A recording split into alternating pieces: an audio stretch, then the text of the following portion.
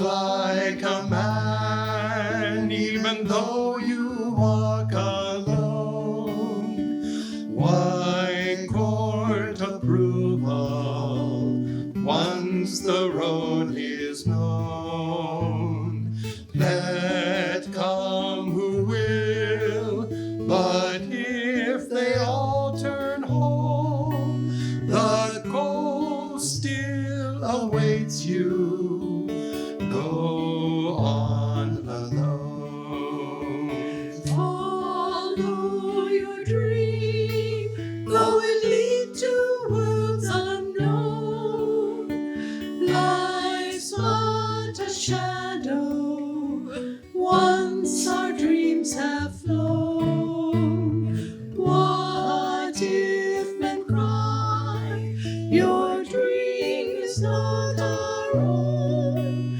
Your soul knows the answer. Go on alone. Give life your heart. Bless everything that's grown. Fear not the loving. All this world's your own. Make rich the soil, but once the seed is sown, seek freedom, don't linger. Go on alone. Walk like a man, even though you walk alone. Why court approval once the road is known? Let come who will, but if they all turn home, the goal still awaits you. Go on alone. Go on alone. Go on alone.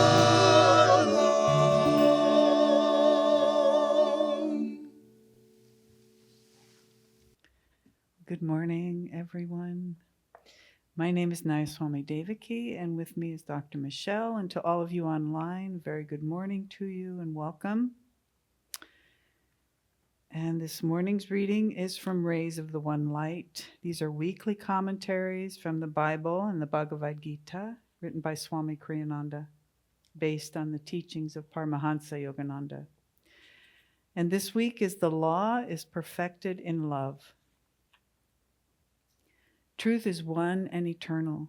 Realize oneness with it in your deathless self within. The following commentary is based on the teachings of Paramhansa Yogananda. In the Gospel of St. John, chapter 1, we read, "The law was given by Moses, but grace and truth came by Jesus Christ." Grace means the power to rise spiritually. Truth means the experience of divine realities, not the application in the outer world of that inner experience. Divine love is the soul's experience of oneness with God. Kindness is the human manifestation of that love. Grace is deeper than mere kindness. Wisdom is a divine experience. Justice to all is a human law, which, though divinely inspired, it follows as a consequence of the experience of wisdom. Truth goes deeper than mere justice. And while following the law, we should strive always to trace it back to its origin in the vision of God. Therefore, Krishna in the Bhagavad Gita urges the devotee not to be satisfied with spiritual precepts alone, but to go beyond them to the direct inner experience of truth. In the 18th chapter of that great scripture, he says, "Nay, but once more, take my last word, my utmost meaning have. Precious thou art to me, right well beloved. Listen, I tell thee for thy comfort this. Give me thy heart, adore me, serve me, cling in faith and love and reverence to me. So shalt thou come to me. I promise true, for thou art sweet to me, and let go those rights and writ duties. Fly to me alone. Make me thy single refuge. I will free thy soul from all its sins. Be of good cheer. And thus, through Holy Scripture, God has spoken to mankind.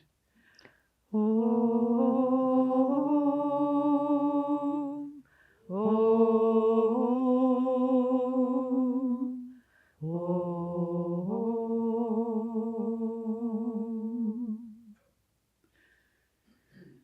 Well, this morning doesn't quite seem like the easiest reading, I don't think. But all to say, what it is saying in essence is that religion is intended to make us one with God, to bring us into union with the divine. And Jesus came to bring love, to teach us how to love, to teach us how to be charitable to each other. And to those who really heard it, he taught them divine union, divine communion with God, as did Yogananda. That was Yogananda's mission as well, to teach us through simplicity, because his teachings are very clear, very simple, very concise, to bring that concept of union with the divine, which is what yoga means, union. And one of the straightest paths to God is through love. And devotion, when you look at the saints' lives, and especially I'm going to talk this morning a little bit about Ramakrishna. And Ramakrishna, for those of you who don't know, was a great saint back in the 1800s. He's Indian, of course, and very well revered in India. Very deep soul, an avatar, as we identify him. And his wife was Shraddha Devi, and she, at the age of 2, was at a gathering, a community gathering, and the women would tease her, and they'd say, "Who are you going to marry?" And she pointed to Ramakrishna, who was then in his 20s. And as it turned out, that's what happened. And when the time was ripe, she married him. And the relationship with him was not your normal kind of relationship. She was actually, people were not happy with the union, because Ramakrishna was often in these awkward, so to speak, states of consciousness where people thought he was actually crazy. But she saw through it. She went ahead with the marriage. The marriage was never consummated. He was a celibate. And so that relationship was such that they didn't have any children, which was another criticism that he received, because the Indians feel that marriage, childbearing is what makes a person whole. And that was not going to be her fate. At one point in time, he actually had a ceremony where he adorned her and revered her as the Divine Mother. He taught her everything. He taught her practical things. He taught her about cooking. He taught her, because she was at a very young age when she came to him, he taught her about how to run household. And of course, the depth of his spirituality he transferred to her, in the thought that she would at one day take over his mission, which she eventually did. And then there was another woman as well. He had many disciples, many men and women disciples. There was another woman named Gauri Ma. And Gauri Ma, at the age of 9, was, she declared that she never was going to marry, and that she would only marry he who would never die. And when she was a little bit older, thereafter some time, there was a nun that came to her home and was there visiting. And the nun had a statue of Vishnu. And she said, "I adore this. This is the love of my life." She said, "But I'm giving this to you because he's in love with you now and he wants you." And so Gauri Ma took this statue and she kept it throughout her whole life. And when she was 14, she had said she would never marry. But when she was 14, her parents insisted that she marry. Her family insisted. And on the day of her wedding, she was so angered and so incensed by the whole thing that she started throwing all of the wedding things out. She started throwing anything that had anything to do with the wedding. And she locked herself in a room. And her mother finally was able to get in and talk to her. And she said, I see that you really are dispassionate towards this world, meaning that you are objective, that you have no attachment to anything outside of yourself. And so she helped her get away, and she sent her to a neighbor's house. And then when the family had calmed down, because they were very concerned that the family was going to beat her. They were that upset about the whole thing. And so then when they calmed down, she brought her back.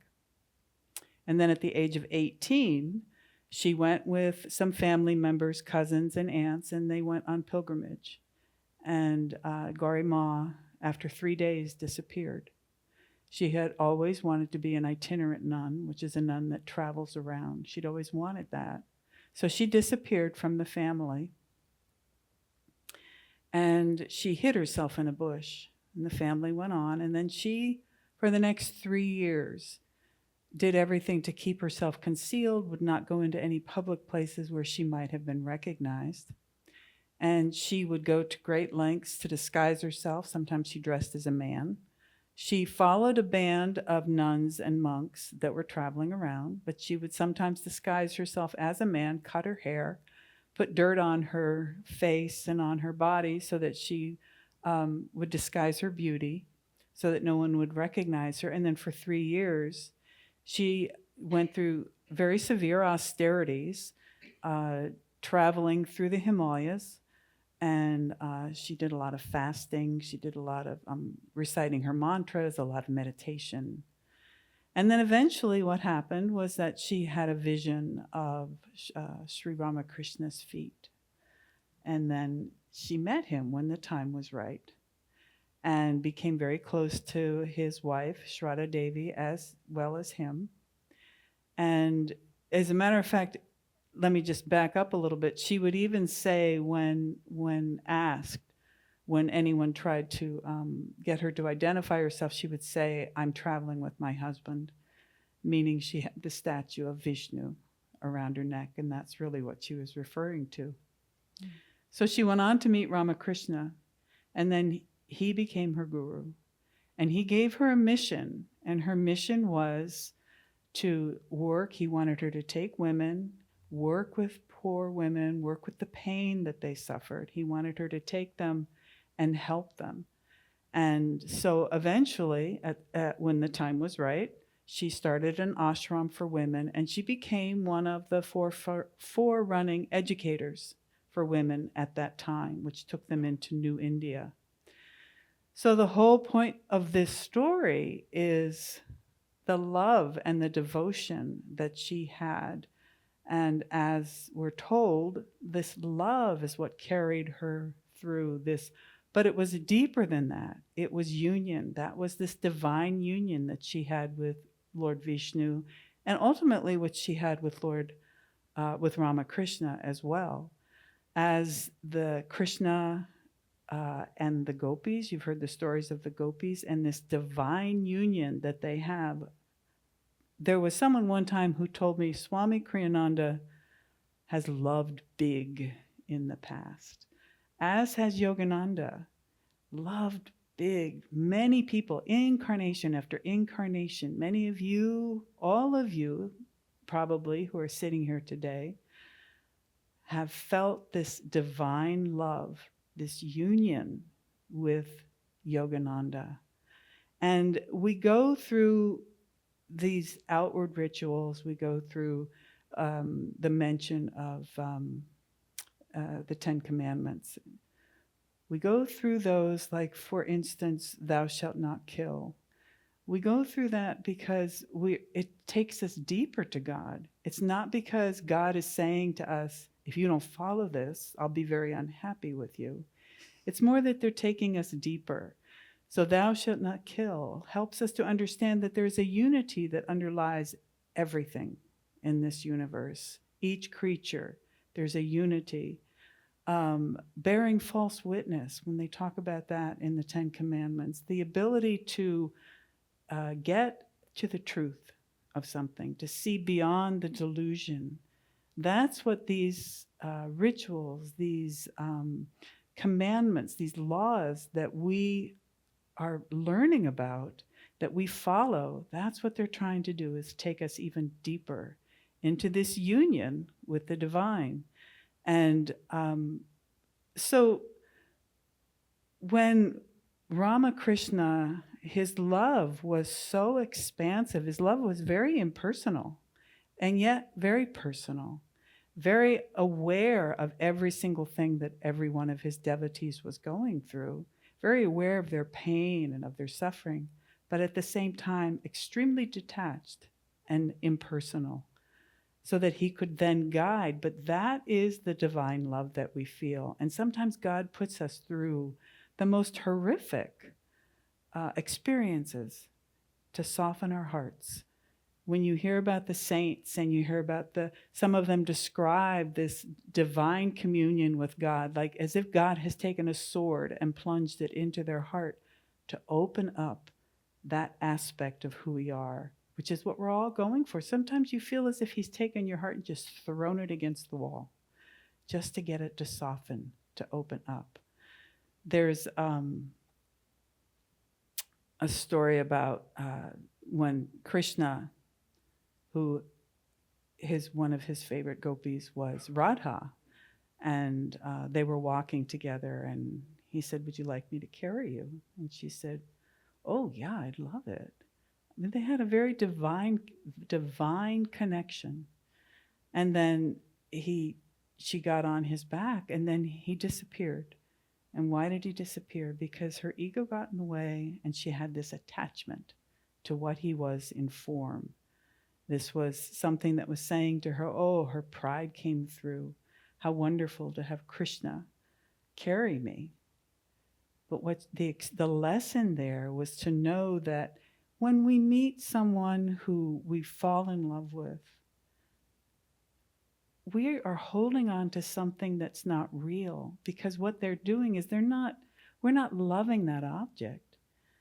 And within us is this awakening that happens. And so we are identifying with something outside of ourselves. But the truth is, it's within ourselves that we're actually experiencing this love. They've just awakened it. And there's a story about Vyasa and Krishna. And Vyasa is the famous Vyasa who wrote the Bhagavad Gita. And the gopis used to take cheese to Krishna, fresh cheese to him every day. And they'd cross the Jamuna River, and it would part for them to take it over to him on the other side. And one day they came, and the river was swollen, and there had been floods. And so they went to Vyasa, who was on the same side, lived on the same side as they did.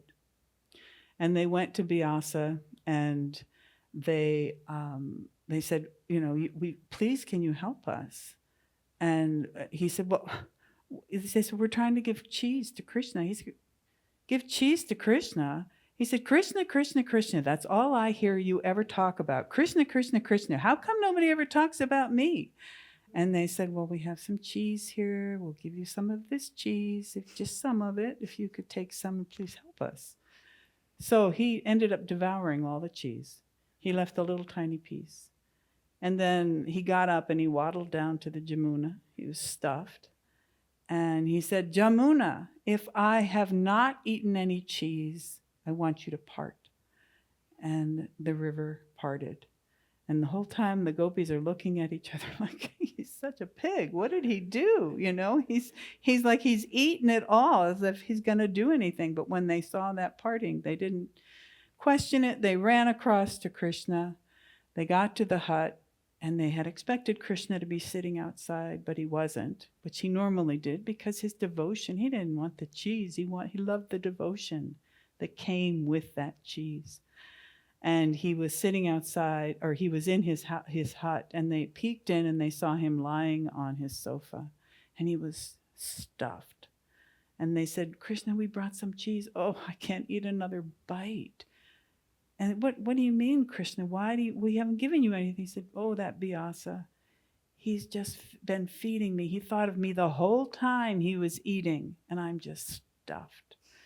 And that's what Yogananda said that we all need to do, is to take God with us in every aspect of our lives, to carry him with us, and to feel that he's with us when we're eating, when we're sleeping, when we're driving, when we're with our children, when we're with our loved ones.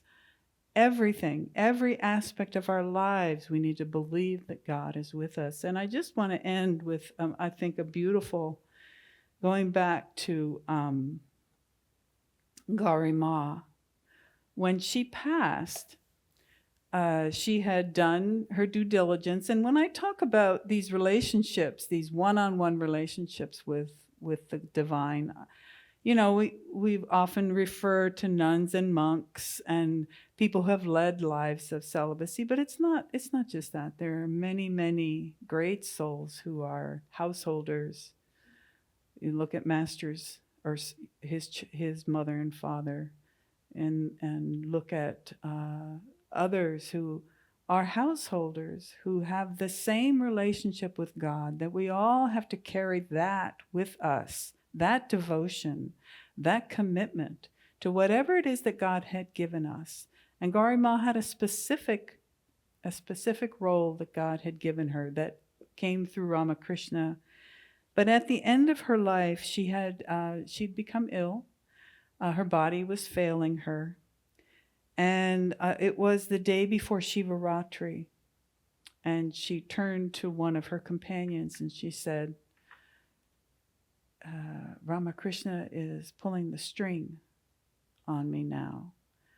And the next day she woke up and she had asked that her companions and her devotees help her. And she got into her silk shawl or her silk sari, and then she put on her shawl. And that whole day she was very happy, they said, and she would do mantras. And so on, Gauri Ma handed over her beloved image of Vishnu, which she had kept the whole time, to Durga Devi. And she felt relieved. She was quite cheerful the whole day and talked frequently about the Master. And that evening she uttered aloud 3 times, Guru Sri Ramakrishna, and then started repeating her mantra silently. And at 8:15, Gauri Ma passed. Her body was cremated the next day at the Kosapur cremation ground, where the body of her beloved Guru Sri Ramakrishna had also been cremated.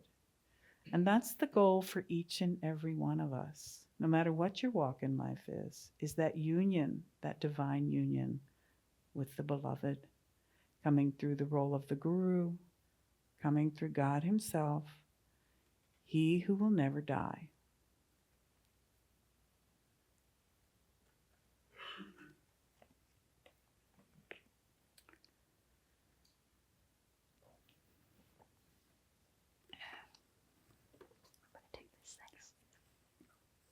Good morning, friends. Happy belated Valentine's Day. I hope you all spent some time sharing your love with God.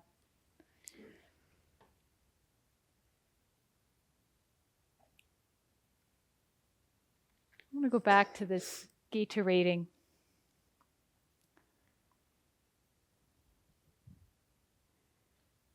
Precious thou art to me, right well, beloved. Listen, I tell thee for thy comfort this. Give me thy heart, adore me, serve me, cling in faith and love and reverence to me. So shalt thou come to me, I promise true. for thou art sweet to me. What amazing words, what an amazing promise. At some point in my 20s, I either read or heard that Yogananda had said to a group of monks at Mount Washington, his ashram, "You must each individually make love to God." And I'll be honest, at the time, I had no idea what to make of that. I was rather confused. But I had enough sense to know that it was probably not where most 20-year-old minds go with something like that. And it's a saying, a sentence that I've come back to many times over my life, trying to understand more deeply what he meant. And I think he said that not just for those who were present, but for all of us. But before we go more into that statement, Yogananda wrote elsewhere that it's really impossible for us with our human understanding to understand divine love. We get glimpses of it. We get little experiences of it through uplifted and harmonious human relationships. And he said that human relationships were given to us to help us to develop the capacity to love divinely, that they could become bridges to divine love. And Yogananda spoke about several kinds of human love that, when offered in an uplifted way, can act in this way. He spoke about parental love, motherly love, fatherly love, filial love, the love of a child for its parent, conjugal love between partners, and the love between friends.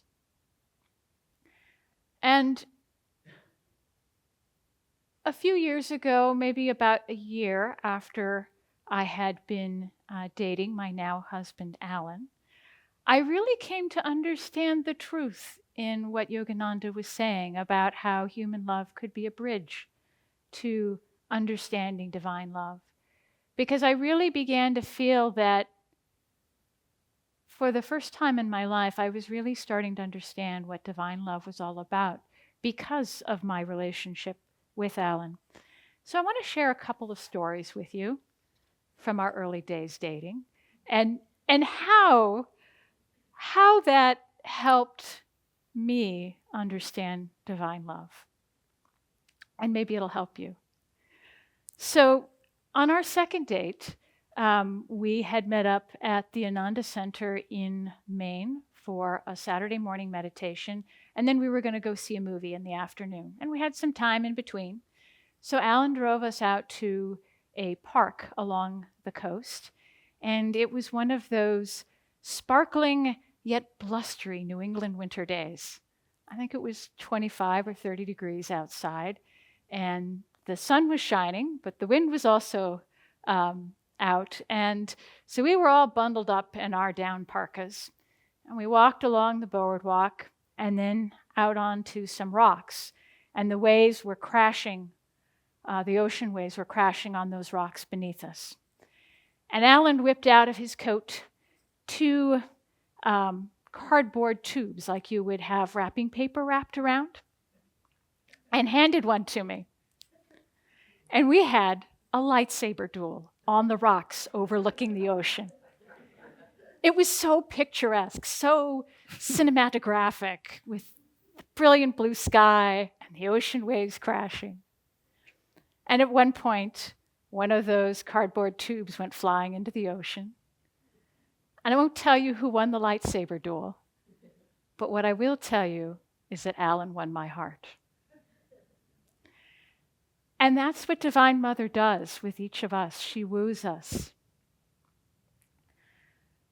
Yogananda spoke often about the divine romance between our souls and God. And if you stop and start paying attention in your life, you'll see that God answers those little prayers of the heart, those little desires He fulfills, just to let us know that He's there, He's watching, He's waiting. And it's very lovely and very sweet.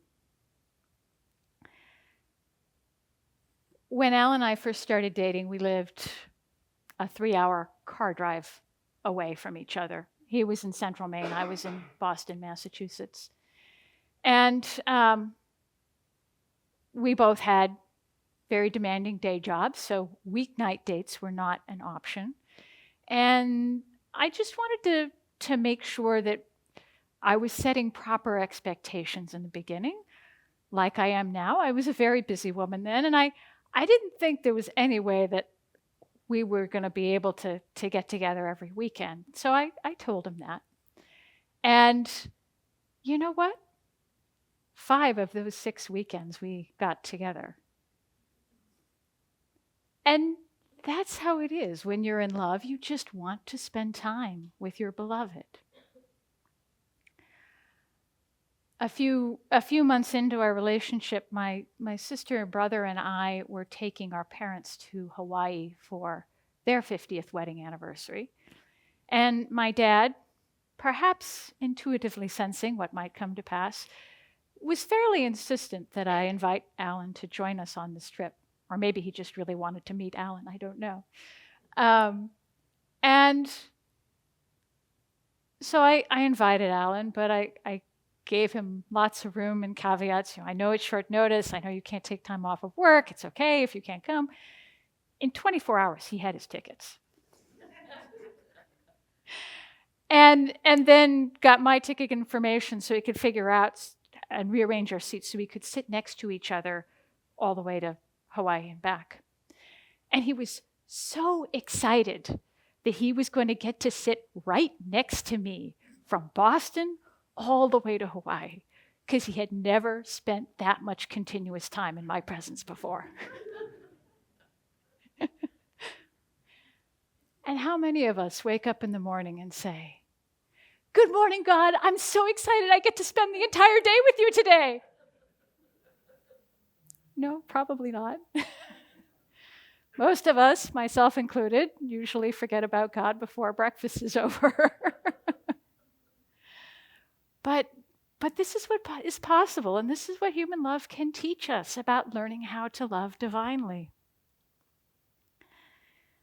As Devaki shared, many of the Christian saints had deep mystical experiences of soul union with God. And if you read some of these accounts of their description of how they became merged into and part of God, you realize that what they're talking about sounds an awful lot like the experience of samadhi from the Indian scriptures. And I think that's what Yogananda was talking about to his disciples when he said, "You must each individually make love to God." It's about that union of consciousness, where the little cup of our consciousness merges into that vast ocean of cosmic consciousness, of divine consciousness. And how do we get there? Well, certainly right behavior and right attitude are important, but they're not sufficient. Love is the key that opens the door to God. And just like any human relationship, we have to show up. We have to be present. Not just in our meditations, but to think of God throughout the day and to share our heart's longing and our thoughts and our feelings with God. And it doesn't have to be formal. He just wants us to be real and authentic with Him. And we have to make God a priority in our lives and be persistent. Because, God is not interested in just a one-night stand. He's seen us come and walk away many times. And He knows He has eternity. And He's willing to wait millennia, if need be, until He's sure that really all we want is Him. that we're not going to go run off with some other distraction, but we're done with the playthings of this world, and all we want is Him. That's why I did that chant this morning. My heart's aflame, my soul's afire, just for you, you, you, only you. My Lord, I want only you. And don't despair if you're not there yet. It's not as hopeless as it might seem. God is love, and we are made in God's image, so that love is in us. And it just has to be awakened and nurtured and cultivated. And it is work, but it's good work. And it's the only work that ultimately brings us what our hearts and souls are seeking. Last weekend, a few of us enjoyed tuning into divine love through love poems from the saints up at the Forest Hermitage. And I want to end today by reading a poem by the Indian saint Mirabai. And Yogananda quotes this poem in his autobiography. If by bathing daily God could be realized, sooner would I be a whale in the deep. If by eating roots and fruits He could be known, gladly would I choose the form of a goat. If the counting of rosaries uncovered Him, I would say my prayers on mammoth beads. If bowing before stone images unveiled Him, a flinty mountain I would humbly worship. If by drinking milk the Lord could be imbibed, many calves and children would know Him. If abandoning one's wife would summon God, would not thousands be eunuchs? Mirabai knows that to find the Divine One, the only indispensable is love. May we all develop that love and experience that union which our hearts are seeking. God bless you.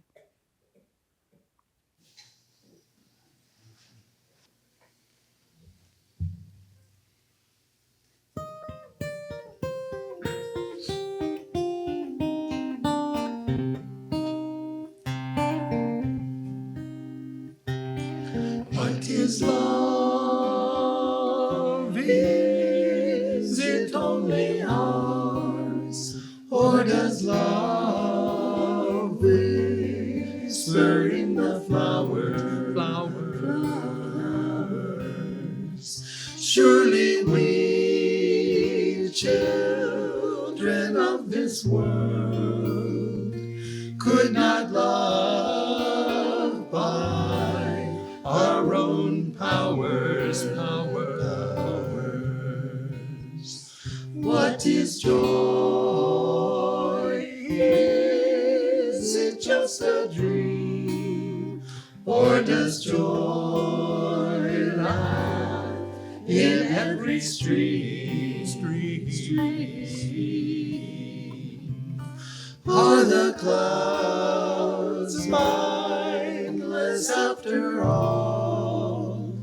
Or is joy all nature's theme?